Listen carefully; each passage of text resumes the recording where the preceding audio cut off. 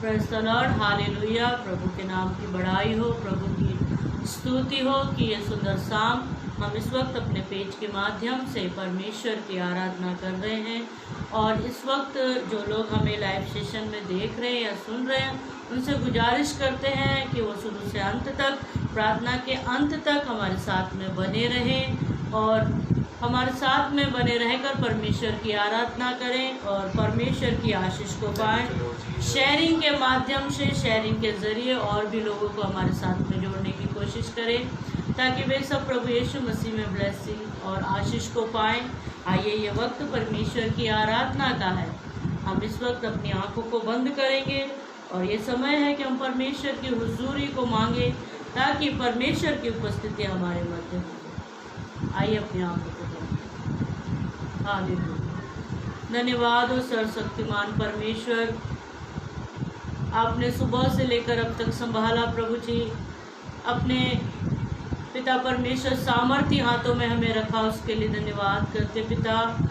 इस वक्त प्रभु हम आपकी आराधना करना चाहते, प्रभु आपकी प्रस्तुति करना चाहते मेरे खुदावन। आप हमारे बीच में उतर आइए प्रभु। आपके लिए हम स्तुति का सिंहासन तैयार करना चाहते प्रभु, और हम चाहते हैं, आपसे विनती करते प्रभु, आपकी उपस्थिति में इस स्थान से हर एक काम आपकी महिमा के लिए हो प्रभु। जितने भाई बहन पारिवारिक लोग जो भी हमारे साथ में जुड़ते हैं मेरे खुदावन, सबको आप आशीषित करें, ब्लेस करें मेरे खुदावन। और ये समय को अपने कब्जे में लीजिए प्रभु, ताकि मेरे खुदावन कोई रुकावट, कोई बंधन, कोई नेटवर्क का इश्यू ना होने पाए मेरे खुदा। आपने प्रार्थना को सुन लिया, धन्यवाद। प्रार्थना पवित्र यीशु के नाम से।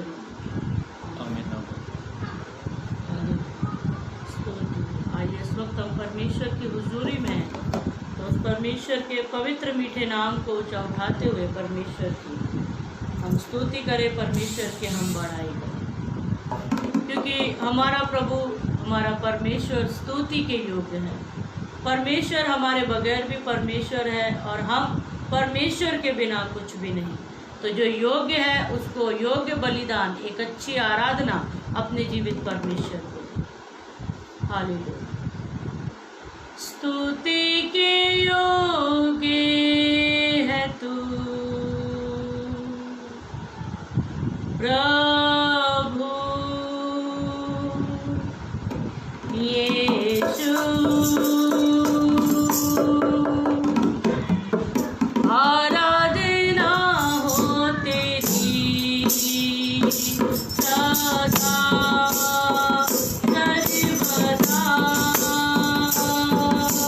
स्तुति के योग्य है तू प्रभु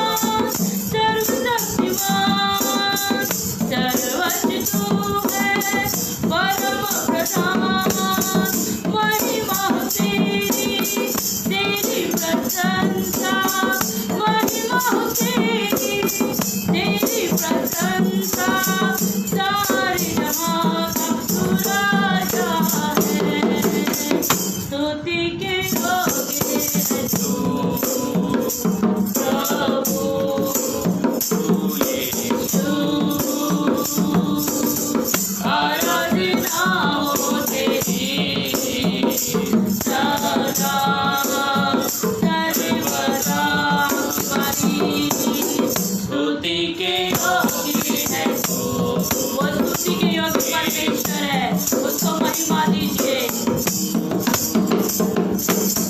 आराधना हो तेरी सदा सर्वदा मेरे पास।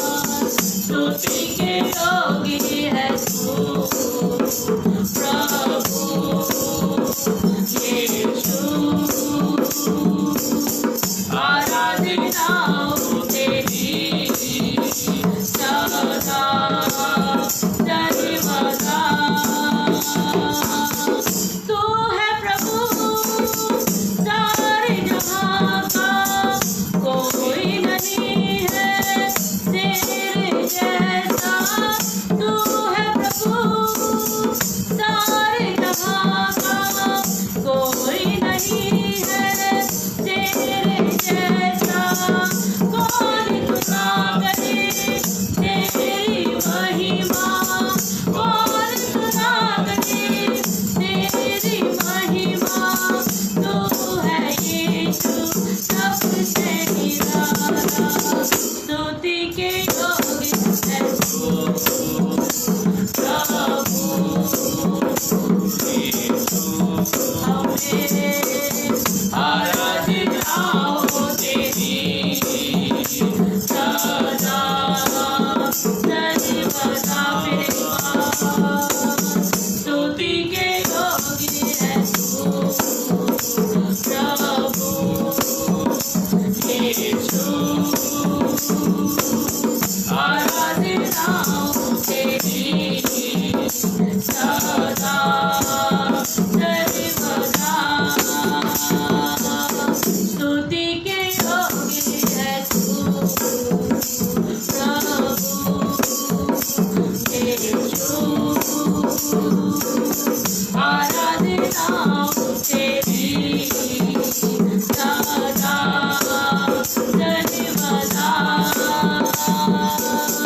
तू है महान सर्वशक्तिमान, सर्वज्ञ तू है परम प्रधान।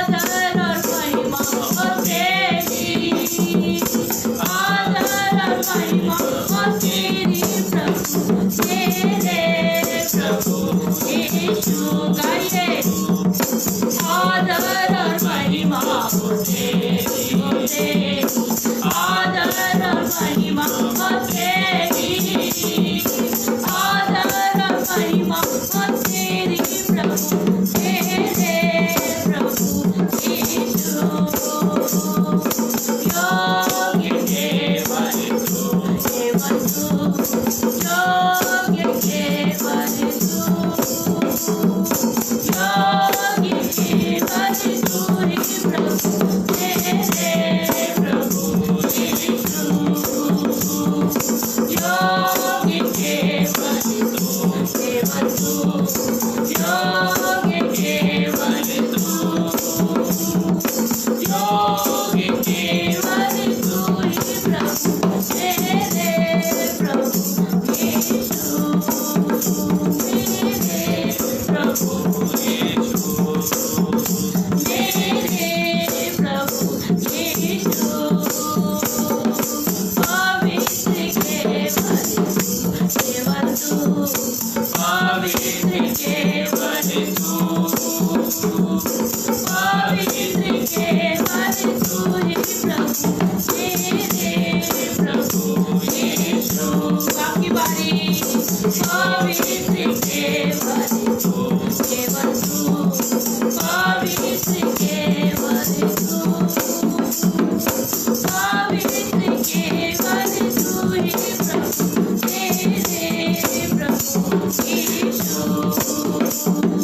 योग्य केवल तू योग्य केवल तू योग्य केवल तू ही प्रभु तेरे प्रभु यीशु मेरा भरोसा है केवल तू मेरा भरोसा है तू मेरा भरोसा है तू ही प्रभु तेरे प्रभु यीशु मेरा भरोसा है तू केवल तू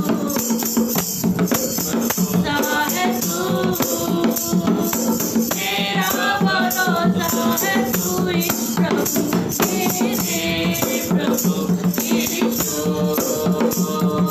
टूटी जग तू छिड़क दे मन को मेरे बदल दे प्रार्थना है हमारी आत्मा से तू भर दे टूटी जग तू छिड़क दे मन को मेरे बदल दे प्रार्थना है हमारी आत्मा से तू भर दे पवित्र अति पवित्र स्थान में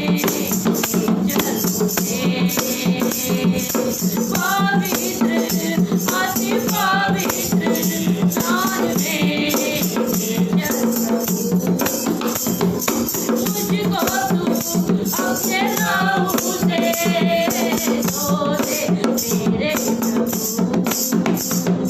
मुझको तू अपने लहू से धो दे मेरे प्रभु तेरे सामने तुझे है सजदा हम करते हैं तेरे सामने तुझे है सजदा हम करते हैं आत्मा सच्चाई से आराधना करते हैं आत्मा और सच्चाई से आराधना करते हैं पवित्र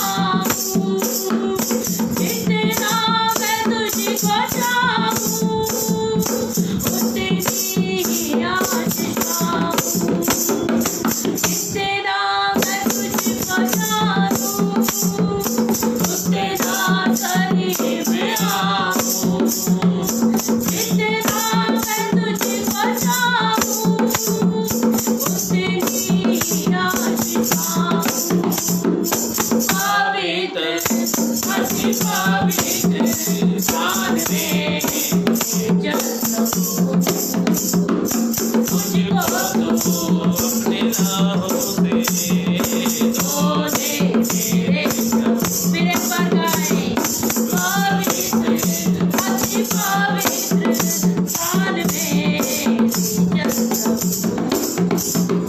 मुझको तू अपने राहों से धो दे मेरे प्रभु। तेरे सामने सजदा हम करके सजदा करें तेरे सामने तुझे सजदा हम करके तेरे सामने तुझे सजदा हम करके तेरे सामने तुझे सजदा हम करके आत्मा और सच्चाई से आराधना करते हैं। आत्मा और सच्चाई से आराधना करते हैं। पवित्र अति पवित्र स्थान में ले चल प्रभु। मुझको तू अपने राहों से धो दे मेरे प्रभु। पवित्र अति पवित्र स्थान में ले चल प्रभु। मुझको तू अपने राहों से धो दे मेरे प्रभु। पवित्र अति पवित्र स्थान में ले चल प्रभु। मुझको तू अपने राहों से धो दे मेरे प्रभु।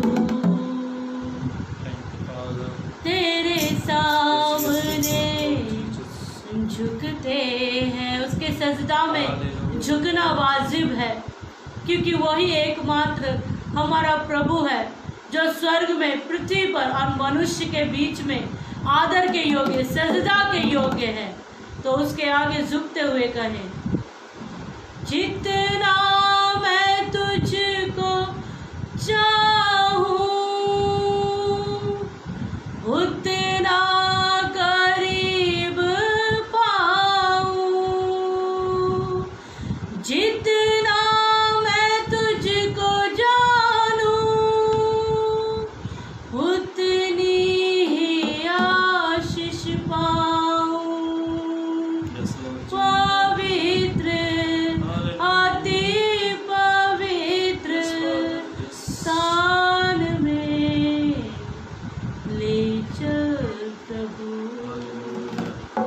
मेरे खुदावन तो हमें शुद्ध कर प्रभु, तो हमें पवित्र कर मेरे खुदावन, क्योंकि पिता परमेश्वर तेरा कलाम कहता है, पतरस कहता है, जैसे तुम्हारा बुलाने वाला पवित्र वैसे तुम भी पवित्र हो। हालेलुया। हमें तुम पवित्र कर मेरे खुदावन। स्तुति हो। आइए एक गीत और गाकर परमेश्वर के पवित्र नाम को ऊंचा करेंगे। हालेलुया। स्तुति हो, महिमा हो, धन्यवाद यीशु राजा। स्तुति हो गॉड, वर्शिप यू लॉर्ड। धन्यवाद यीशु राजा। कुछ मिले या ना मिले प्रभु की स्तुति हो, वो बड़े और मैं घटूं प्रभु की स्तुति हो।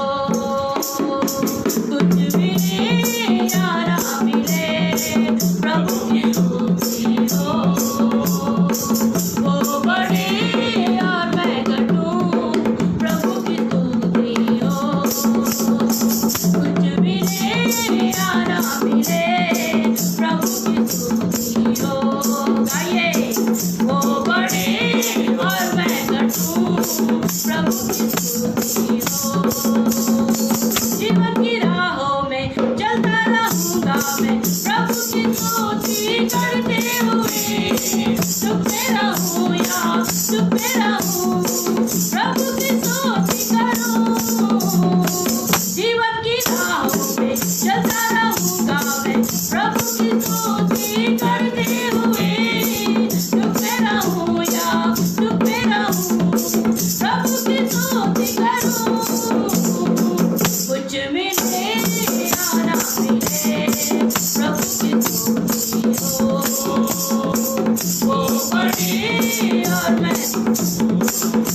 की स्तुति हो।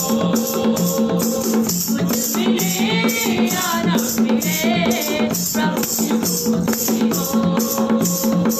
वो बड़े और मैं घटूं प्रभु की स्तुति हो। इनके द्वारा प्रभु की स्तुति करता रहूंगा सदा। प्रभु के महिमा में अपना कश्मा लेके आऊं सदा। देने के द्वारा प्रभु की स्तुति करता रहूंगा सदा। प्रभु के भंडार में अपना कश्मा लेके आऊं सदा। कुछ मिले या ना मिले प्रभु की स्तुति हो। आइए वो बड़े और मैं घटूं प्रभु की स्तुति हो। एक बार कुछ मिले या ना मिले प्रभु की स्तुति हो। वो बड़े और मैं घटूं प्रभु की स्तुति हो। आने वाला है यीशु मसीहा बादलों पर होके सवार ले जाएगा अपने साथ तुझे और करेगा प्यार। आने वाला है यीशु मसीहा बादलों पर होके सवार ले जाएगा अपने साथ तुझे और करेगा प्यार। कुछ मिले या न मिले प्रभु की स्तुति हो। आपकी बारी वो बड़े और मैं प्रभु की स्तुति हो। कुछ मिले या ना मिले प्रभु की स्तुति हो। वो बड़े और मैं घटूं प्रभु की स्तुति हो। कुछ मिले या ना मिले प्रभु की स्तुति हो। वो बड़े और मैं घटूं प्रभु की स्तुति हो। यूहन्ना इस प्रकार से कहता है कि वो बढ़े और मैं घटूं। हम भी अपने जीवन से अपने परमेश्वर को ऊंचा करें और उसकी महिमा निरंतर अपने मुखों से करें। आइए ये वक्त है परमेश्वर की हुजूरी में अपनी बातों को, अपने मन की हृदय की बातों को परमेश्वर के आगे उंडेलने का। ये समय है परमेश्वर के कलाम को सुनने का। आइए इस वक्त हम अपनी आंखों को बंद करें और ये समय है कि हम वचन के लिए और परमेश्वर की आशीष और अनुग्रह के लिए दुआ को करेंगे। धन्यवाद मेरे सर्वशक्तिमान परमेश्वर, आपकी उपस्थिति हमारे बीच में रही उसके लिए धन्यवाद करते मेरे खुदा, क्योंकि पिता आपका कलाम कहता है मेरे खुदावन जहाँ मेरे नाम में 2 या 3 लोग इकट्ठा होते हैं मैं उनके बीच में मौजूद होता हूँ। सामने हमें कौन देख रहा है कौन सुन रहा है ये हम नहीं जान पाते प्रभु, कितने लोग हैं कितने नहीं, पर पिता परमेश्वर हम 2 लोग तेरी स्तुति और तेरी आराधना करते हैं मेरे खुदावन इस वक्त, और तू हमारे बीच में मौजूद है पिता परमेश्वर। इन सब बातों में हम तुझे महिमा देते, तेरा धन्यवाद करते प्रभु। इस वक्त तेरे कलाम को सुनने का समय है मेरे खुदावन, तेरे कलाम के ज़रिए तू तेरे लोगों से बातें कर पिता, और उन्हें इन दिनों में पिता परमेश्वर बुद्धि समझ से तेरे सम्मुख में तेरे पीछे चलने के लिए तू सहायता और मदद कर मेरे खुदावन मेरे पिता परमेश्वर, क्योंकि कलाम कहता है दिन बहुत बुरे हैं। ऐसे समय में मेरे खुदावन हम इस वक्त पिता परमेश्वर अपने परमेश्वर हम तुझसे लिपटे रहना चाहते हैं मेरे खुदावन। इसलिए पिता परमेश्वर तो इन बुरे दिनों में हमें चलने के लिए और समझ से पिता परमेश्वर आत्मिक जीवन में बढ़ने के लिए सहायता कर, मदद कर। तूने प्रार्थना को सुन लिया, धन्यवाद। प्रार्थना पवित्र यीशु के नाम से मांगते हैं, आमीन।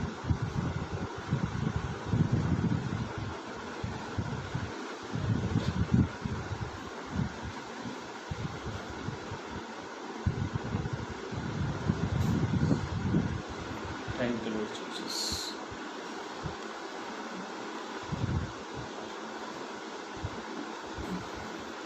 स्तुति महिमा राजा।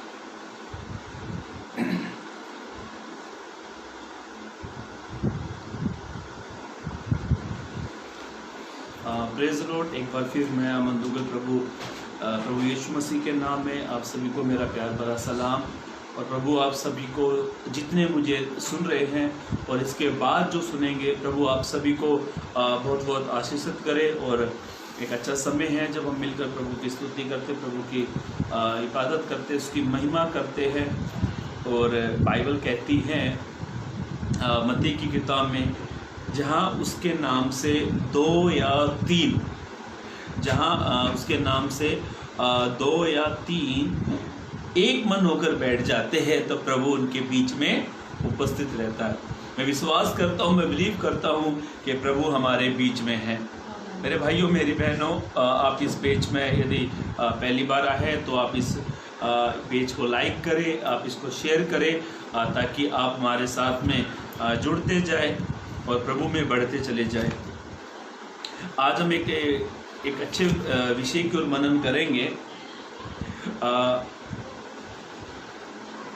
कई लोग अलग अलग तरीके से, कई लोग अलग अलग चीज़ प्रभु से मांगते हैं और प्रभु से कहते हैं, प्रभु मुझे संतान दे, प्रभु मुझे घर दे, प्रभु मुझे बैंक बैलेंस दे, प्रभु मुझे गाड़ियाँ दे, प्रभु मेरा घर डबल वाले से डबल वाला बन जाए, तीसरा वाला बन जाए, प्रभु मुझे 2 BH का फ्लैट दे।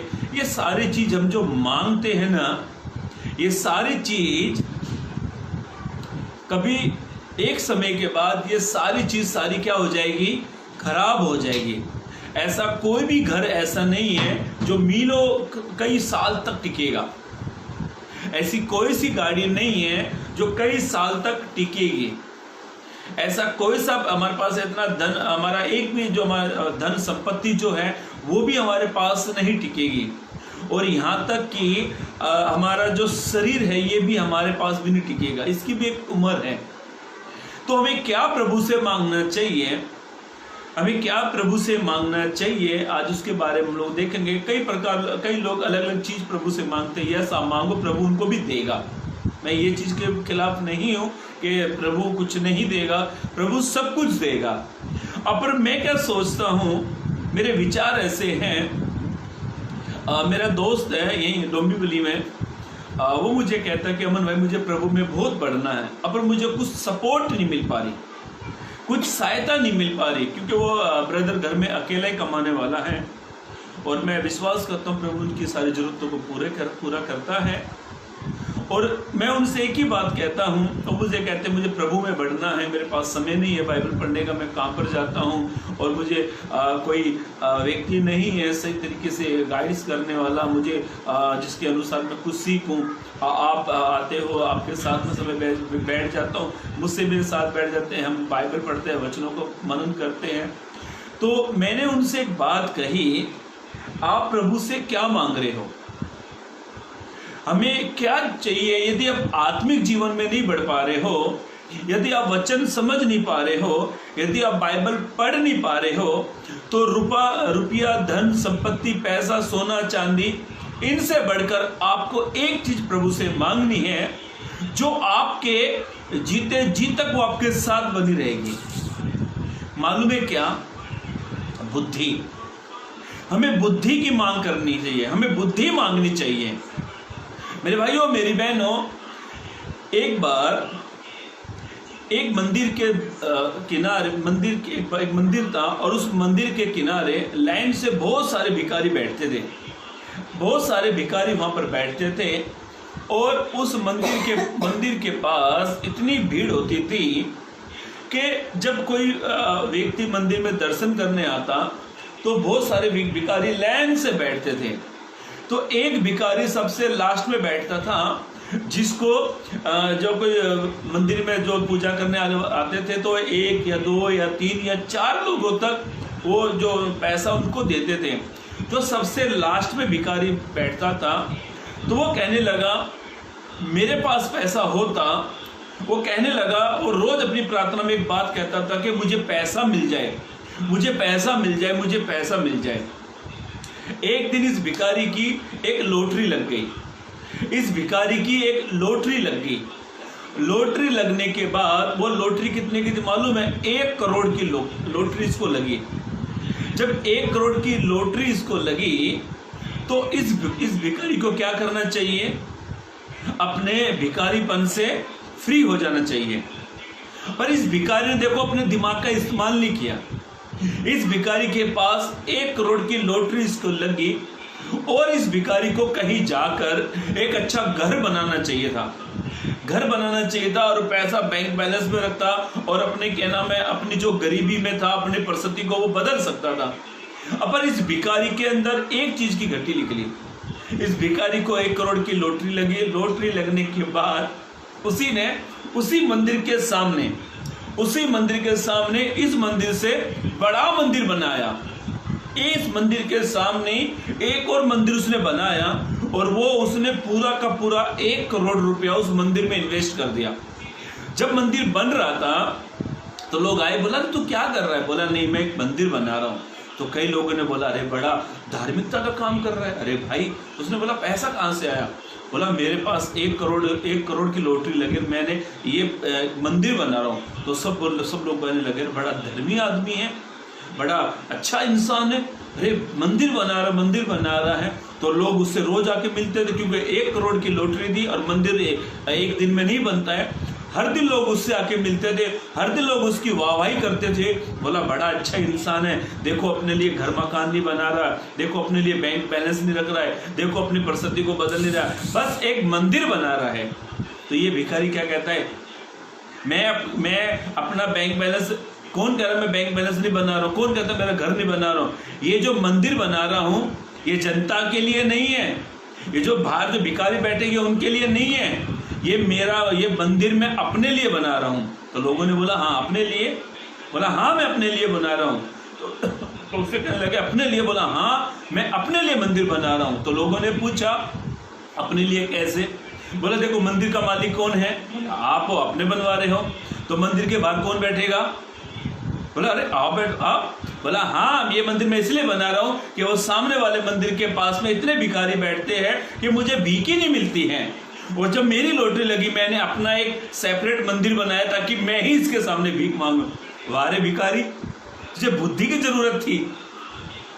यदि 1 करोड़ की लॉटरी जब उसे लगी थी तो उसको क्या करना चाहिए था? एक अच्छा घर बनाना चाहिए था, एक अच्छा बंगला बनाना चाहिए था। पर इसने क्या किया? अपनी उसी दशा में रहा। कई बार क्या करते हैं, किसी इंसान को बुद्धि की घटी होने के कारण वो निर्बुद्धि जैसे काम करते हैं। इसे पैसा मिला पर इसने सही जगह पर इन्वेस्ट नहीं किया और जब मंदिर बनाया तो बोला इस मंदिर के बाहर बैठकर ओनली मैं ही भीख मांगूंगा।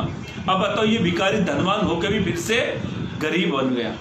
तो कई लोग क्या करते हैं, अपनी बुद्धि का सही इस्तेमाल नहीं करते। कई लोग क्या करते हैं, अपनी बुद्धि को सही चीजों में इस्तेमाल नहीं करते। और ये क्यों होता है? हमारी बुद्धि के घटी के कारण। अब हम एक वचन पढ़ेंगे, यदि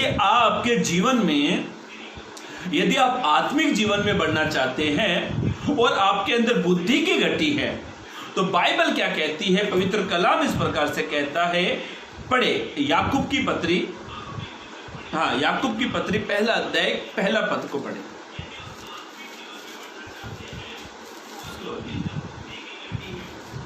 याकूब 1:5 पढ़े।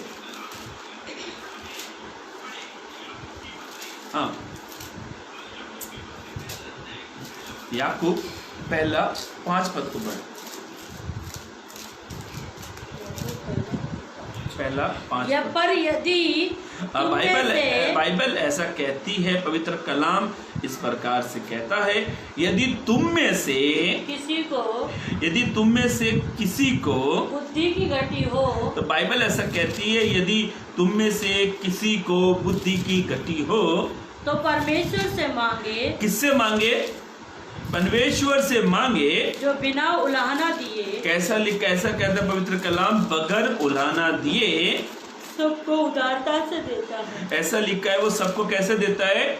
उदारता से देता है। ध्यान से सुनो, याकूब इस कलेशिया को कहता है, एक कलेशिया को याकूब कहता है तुम्हारे अंदर बुद्धि की घटी है, तुम निर्बुद्धि को जैसे समान जीवन जी रहे हो, तुम्हारे अंदर बुद्धि की घटी है। तो किससे बुद्धि मांगनी चाहिए? परमेश्वर से मांगे, प्रभु से मांगे। यदि हमारे आस पड़ोस में यदि कोई धनवान व्यक्ति है और वो सबकी मदद कर देता है, तो हम किससे मदद मांगते हैं? अपनी समस्याओं में जब हमारे पास यदि पैसे की घटी है तो किसके पास जाते हैं? एक धनवान व्यक्ति के पास जो पैसा देता है, जो मदद करता है। हम उसके पास जाकर से पैसा मांगते हैं। पर कई लोग क्या करते हैं, जब किसी की मदद करते हैं ना, तो उनको क्या करते हैं? टॉर्चर भी करते हैं, उनको ताना मारते हैं। कई लोग क्या करते हैं? बुद्धि की घटी के कारण निर्बुद्धि के समान कैसा जीवन जीते हैं? निर्बुद्धियों के समान। आज कई जगह पर, कई स्थानों पर, कई कलेशियों में भी, चर्चों में भी इंसान निर्बुद्धि के जैसे काम करता है। गवाही देने का भी एक समय होता है, एक लिमिटेड एक टाइम होता है, सीमित टाइम होता है। और कुछ लोगों को तो गवाही देना भी नहीं आता है, खड़े हो जाएंगे, मुझे तो ऐसा लगता है वे अपनी भड़ास निकालते हैं। गवाही जो होती है वो केवल प्रभु की महिमा के लिए होती है। जब भी आप गवाही दे, शॉर्ट एंड स्वीट गवाही दे, अच्छी गवाही दे। मैं ये परिस्थिति में था, मैं इस परिस्थिति मैंने प्रार्थना की और प्रभु ने मेरी सुनी, मुझे परिस्थिति से प्रभु ने बाहर निकाला। इस प्रकार की गवाही देनी चाहिए। पर बाइबल क्या कहती है? कई लोगों निर्बुद्धि के जैसे जीवन जीते हैं। एक बार एक व्यक्ति जंगल में लकड़ी काटने के लिए गया, और वो पेड़ पर चढ़ा, और पेड़ पर चढ़ने के बाद में और उसने आरी निकाली और आरी से लकड़ी ऐसे काटने लगा। और ऐसे जब आरी काटने लगा तो ये शख्स इधर बैठा था, इधर से उठकर ये साइड में रहा, इधर से आरी काट रहा, ऐसे करके लकड़ी काट रहा। तो ये बंदा क्या करेगा? गिरेगा। इधर से काटता, ये डाली जो पेड़ में जॉइंट है वहां से काटता, उधर से वो इस तरह से बैठकर काटता तो शायद नहीं गिरता। और ये जिस डाली पर बैठा है उसी को ही काट रहा। तो कुछ लोग उससे कहने लगे, जंगल से कुछ लोग गुजर रहे थे, उन्होंने कहा, अरे भाई, बोला, अरे हाँ, अरे क्या कर रहे हो? तो ये उनसे कहता है, तुझे दिख नहीं रहा कि मैं लकड़ी काट रहा हूँ? बोला, वो हमें भी दिख रहा, तू लकड़ी काट रहा है। पर बोला, सुन तो लो, अरे सुन तो लो, ये तुम उनसे कहता है, ये तो मुझे मेरा काम करने दो, बस जाओ। तो ये आपस में दोनों कहने लगे, कितना बेवकूफ आदमी है, जिस डाली पर बैठा है उसी को ही वो काट रहा है। कई बार कल चर्च के अंदर पासवान कई लोगों को समझाता है, तुम ऐसे मत करो, तुम ऐसे मत करो, तुम वैसे मत करो। पर हम क्या करते हैं? हमें जो ठीक लगता हम वो ही करते हैं। मेरे भाइयों, मेरी बहनों, बुद्धि की घटी, हमें बुद्धि मांगनी चाहिए। जब हम बुद्धि मांगते हैं तो जो बुद्धि मांगते हैं, जो हमारे अंदर जो बुद्धि प्राप्त करते हैं, हमें ज्ञान प्राप्त होता है। ये ज्ञान कभी खत्म नहीं होता। ये कब खत्म होता है? जब इंसान समाप्त हो जाता है। तो ज्ञान को ना बढ़ाओ, लोगों को अपने ज्ञान को शेयर करो। मैं जब गांव में था तो मैं ढोल बजाता था, आज काफी साल हो गए। पर वो जो मैंने प्राप्त किया, जो बुद्धि ज्ञान जो मैंने प्राप्त किया, जो टैलेंट मैंने प्राप्त किया, वो आज भी मुझसे छूट नहीं पा रहा, क्योंकि मैंने उसे प्राप्त किया है। हम प्रभु से क्या प्राप्त करते? प्रभु अच्छा घर मिल जाए, प्रभु अच्छा गाड़ी मकान मिल जाए, प्रभु अच्छा ये मिल जाए। हमारे चर्च में एक भाई है विकी, उसने कहा कि अनपढ़ मोबाइल भी स्मार्ट मोबाइल यूज करते हैं, उनको लिखना पढ़ना नहीं आता, पर उनके लिए सुविधा बहुत अच्छी है। वो स्पीकर में जाते, स्पीकर में कुछ भी बोलते हैं, वो टैप होकर आ जाता फटाक से, उनके लिए वो इजी हो जाता है। कहने का अर्थ है, समझाने का मतलब है, आज कई लोग निर्बुद्धि के जैसे जीवन जी रहे हैं। दारू पर लिखा रहता है, इसको पीने से शराब अपने हमारे फेफड़े खराब हो जाते हैं। गुटखे के पैकेट पर लिखा रहता है, सिगरेट के पैकेट पर लिखा रहता है, ये हमारे शरीर के लिए नुकसान लायक चीज है। फिर भी इंसान कैसा जीवन जी रहा है? निर्बुद्धि के समान। मेरे भाइयों, मेरी बहनों, याकूब क्या कहता है? यदि तुम में से, पढ़े वापिस से, मैं पढ़ता हूं, पर यदि तुम में से किसी को बुद्धि की घटी है, घटी का मतलब होता है बुद्धि है, कम है। हाँ, आगे पढ़े। परमेश्वर से मांगे। ऐसा लिखा है, वो किससे मांगे? परमेश्वर से मांगे, जो बिना उलाहना दिए। अच्छा, परमेश्वर का यहाँ पर नाम क्यों दिया? क्योंकि परमेश्वर ने जो चीज बनाई है ना, बड़ी अच्छी तरीके से बनाई। परमेश्वर ने जो सारी दुनिया का जो क्रिएटर है, जिसने दुनिया बनाई है, बड़ी अच्छे तरीके से बनाई है। रात रात रात रात के जो चांद, वो रात के जो चांद रात को निकलते हैं और सूरज सुबह निकल आता है। जो परमेश्वर ने सारी चीजों बनाई है ना, वो सारी की सारी सिस्टोमेटिक है, सब अच्छे तरीके से परमेश्वर ने बनाई। इससे पता लगता है परमेश्वर कितना बुद्धिमान है। तो बुद्धि का परमेश्वर, तो जिस किसी को बुद्धि की घटी है वो परमेश्वर से मांगे, आगे पढ़े। हाँ, जो बिना उलाहना दिए ऐसा लिखा है, बगैर उलाहना दिए सबको उदारता से देता है। देखो परमेश्वर आपको जब बुद्धि देगा ना, तो वो कभी उलाहना नहीं देगा। हम किसी से जब 100, 500, 1000, 2000 रुपये मांग लेते हैं और सामने वाले को समय पर नहीं चुकाते, तो सामने वाला क्या करता है? उलाहना देता है। क्या कहता है? क्या कहता है उसे? टोन मारता है, उलाहना मारता है, टॉर्चर करता है। अरे देख, मैंने ये समय पर तुझे 2000 रुपये दिए, क्या तूने समय पर नहीं लौटा है? टोन मारता है। पर प्रभु टोन मारता है क्या? मारता है क्या? पूरी बाइबल में एक वचन मुझे बताओ जो परमेश्वर कहता है मैंने तुम्हें बुद्धि दी, तुम बेकार हो, तुम किसी के लायक नहीं हो, तुमको बुद्धि के लायक नहीं थे। ऐसा कहीं बाइबल में कहा? परमेश्वर ने किसी व्यक्ति के बारे में नहीं कहा। इसीलिए बुद्धि के लिए इंसानों के पीछे मत भागो, इसीलिए बुद्धि के लिए किसी के हाथ पैर मत गिड़गिड़ाओ। ये बात ठीक है, हमें कुछ चीज सीखनी पड़ती है, पर रियल में बुद्धि यहोवा देता है, वो देता है। मुझे एक वचन स्मरण आता है, पढ़े पहला राजा की किताब उसका 3 अध्याय पद 9 को पढ़े। पहला राजा 3 अध्याय पद 9 को पढ़े। हाँ, तू अपने दास को, यहाँ पर एक राजा है जिसका नाम सुलेमान है। ये इज़राइल का 3रा राजा था और ये दाऊद का बेटा था। जब ये सिंहासन पर बैठा, तो बाइबल ऐसा कहती है कि प्रजा जो थी, जो लोग थे, वो काफी थे। जो प्रजा थी, जहाँ का जो ये राजा बना, इसकी प्रजा इतनी सारी थी, तो ये प्रजा का न्याय करने के लिए उनको किस तरीके से चलाना है, किस तरीके से उनको गाइड्स करना है, तो इसने बुद्धि प्राप्ति के लिए परमेश्वर से क्या करी? प्रार्थना करी। अब 9 पद को पढ़े। तू अपने दास को, अब वो कहता है तू अपने दास को अपनी प्रजा का न्याय करने के लिए, तू अपने दास को अपनी प्रजा का न्याय करने के लिए समझने की ऐसी शक्ति दे कि मैं भले बुरे को परख सकूं। वो कहता है कि मैं भले और बुरे को क्या कर सकूं? परख सकूं। क्योंकि कौन ऐसा है कि तेरी इतनी बड़ी प्रजा का न्याय कर सकूं। कौन ऐसा तेरी इतनी बड़ी प्रजा का न्याय कर सकूं? सुलेमान क्या मांग रहा है?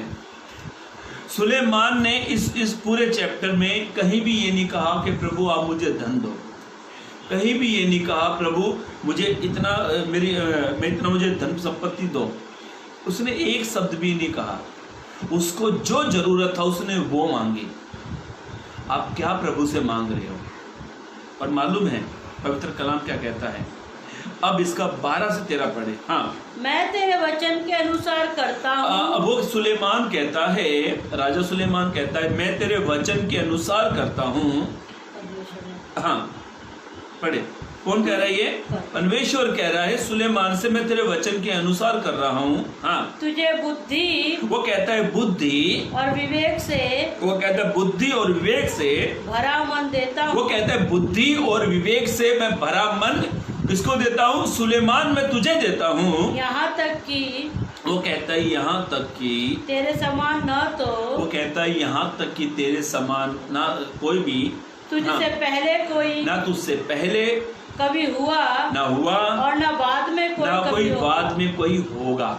और ऐसा लिखा है मेरे भाइयों, मेरी बहनों, पृथ्वी पर सबसे पहला 3रा राजा था इजरायलियों का, और पृथ्वी पर सबसे पहला व्यक्ति जो था वो केवल सुलेमान था। ये बड़ा बुद्धिमान था, इसको बुद्धि की घटी थी, और इसने बुद्धि किससे मांगी? प्रभु से मांगी। यहोवा से मांगी। कई लोग रोते हैं, प्रभु मुझे पढ़ना नहीं आता प्रभु। कई लोग कहते प्रभु मैं स्कूल नहीं गया प्रभु। कई लोग रोते हैं प्रभु के सामने, कई लोग इंसानों के सामने गिड़गिड़ाते हैं। और मैं आपसे कहना चाहता हूं, यहाँ पर सुलेमान केवल प्रभु से बुद्धि मांग रहे हैं। आप किसके सामने रोते हैं? मैंने कई लोगों को देखा जो बुद्धि के लिए रोते हैं, उनमें से मैं भी एक हूं।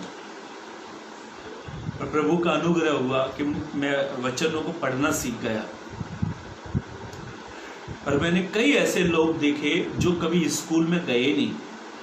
कई लोग मैंने ऐसे देखे जो कभी बाइबल कॉलेज में भी नहीं गए, पर उनको बाइबल जो है ना, पवित्र कलाम मुंह जवानी याद है। इसका मतलब ये है प्रभु अनुग्रह करता है, प्रभु बुद्धि देता है, प्रभु समझ देता है, परमेश्वर समझने के लिए एक अच्छा विवेक भी देता है। प्रभु के दास पास्टर डेविड सिंह, वो कभी बाइबल कॉलेज नहीं गए, पर उनको वचन इतना अच्छी स्पष्ट रीति से याद है। जब हमारे वो चर्च में आते हैं तो उनकी बाइबल हमेशा वो ऐसे रखते हैं, ऐसे पकड़ के ऐसे रखते हैं और बोलते पढ़ो। वो उनके बहुत सारे संदेश लोग पढ़ रहे हैं। ये शख्स कभी प्रभु के दास ना तो ये कभी बाइबल कॉलेज गए, ना इन्होंने कभी बाइबल कॉलेज देखा। यदि हमारे अंदर बुद्धि की गति है तो केवल हम बुद्धि यहोवा से मांगे। पवित्रताई में बढ़ने के लिए यहोवा से बुद्धि मांगे। वचनों में मेरे पास बहुत सारे रेफरेंस थे पढ़ाने के लिए। हम लोग कुछ रेफरेंस को पढ़कर इस लाइव सेशन को जल्दी खत्म करेंगे। नीति वचन की किताब उसका 9 उसका 10 पढ़े। वहां पे ऐसा लिखा, मैं पढ़ देता हूँ जवान। वहां पे ऐसा लिखा है, यहोवा का भय मानना बुद्धि मानते हैं, प्रभु के भय में चलते हैं, उसके भय में रहते हैं, उसके भय से सुने। सुलेमान का ही वो वचन है। सुलेमान नीति वचन 2:2 में कहता है, बुद्धिमान बुद्धि की बात को क्या करे? ध्यान से सुने। तो इसलिए आप सभी से मैं माफी चाहता हूँ। फिर भी हमने पवित्र कलाम से देखा सुलेमान ने बुद्धि की मांग रखी, और बाइबल ऐसा कहती